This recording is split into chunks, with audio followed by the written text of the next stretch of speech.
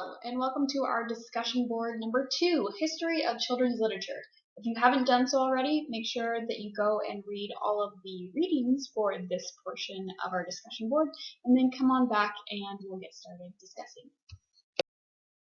So I want to point a few things out on our overview that you read for today on the history of children's literature, and really we're going to talk about the time periods in which we read text for today. So the first time period that I want to talk about is the ancient world and Aesop's fables, which we read for today. And so we read one that was an Aesop's fable interpretation, and then we read read one and looked at another one that were other interpretations from other time periods of the same fable of the ant and the grasshopper.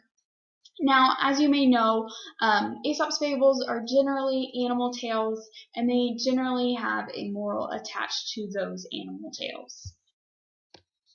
And as you'll see at the end of our discussion board, I added in a supplemental reading of Jerry Pinkney's interpretation of The Lion and the Mouse, and that might be something that you want to look at too as to how he went through and illustrated that and interpreted that text for himself.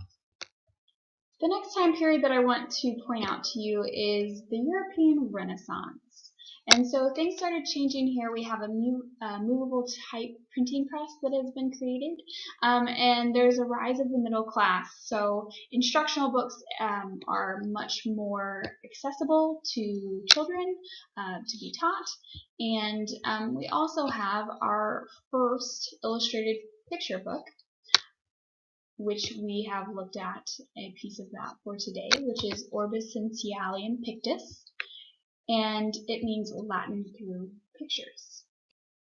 So, as I mentioned, this is Orbis Scientiarum Pictus, and it means Latin through pictures, and it is the earliest illustrated children's book. So this is definitely something that I want you to make note of and keep stored away in your notes, because it is something that will probably, and when I say probably, it will come up on your midterm. And something that I really like to point out about this text is that it says boys sport. So think about the time period and that the way that we structured our education, and education was much more important for boys than it was necessarily for girls. So that's something to definitely catch about this piece of text, which has some similarities between other texts, which we'll look at right now. So this is The Best Word Book Ever by Richard Scarry, which may be familiar to some of you.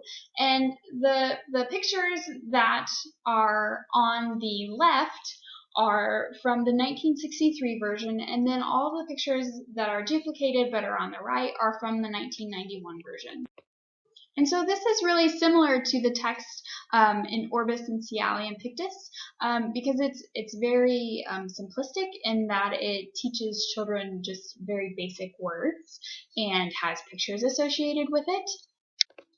But then it's also really interesting when we look specifically how things have changed from the 1963 version to the 1991 version. So let's take a closer look at this specific image. On the left side, we have the 1963 version, and we can see that the mom is by herself in the kitchen making food. And then on the right side, we have the 1991 version, and as you can see, the father has been added. The mother is still there, and the father is there as well, and they look like they're cooking food together. This gives us a really good idea of how, when societal norms change, our children's literature can change. Authors think more about the world around them and how that should impact what is included in their children's literature.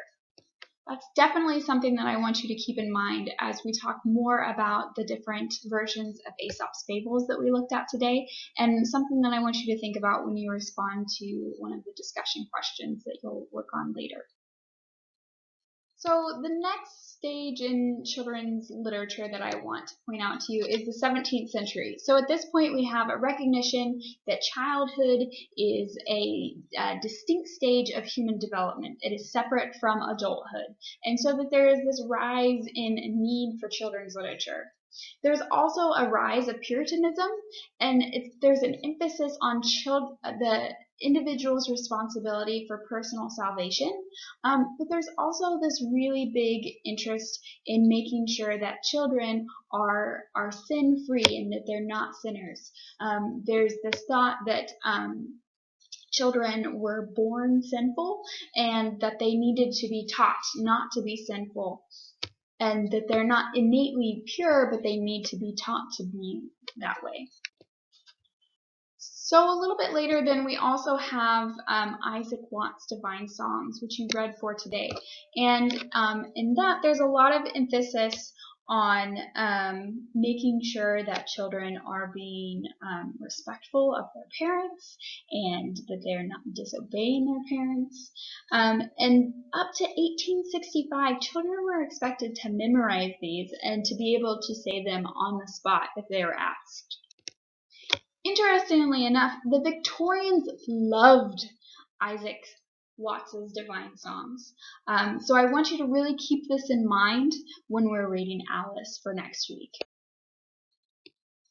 The last time period that I want to point out to you on this is the Victorians, or rather the Golden Age. And this happens between 1837 and 1901. So there's this influence of Romanticism, and whereas in before we have this idea that children are innately sinful, and instead in the Victorian era there's this idealization of childhood, and that childhood is something to be cherished, and children are pure. Another thing that happens here is that literature for children becomes less didactic. And what I mean by didactic, if you haven't quite figured it out yet, is that didactic means to teach. So if it's less didactic, we're more focused on entertaining.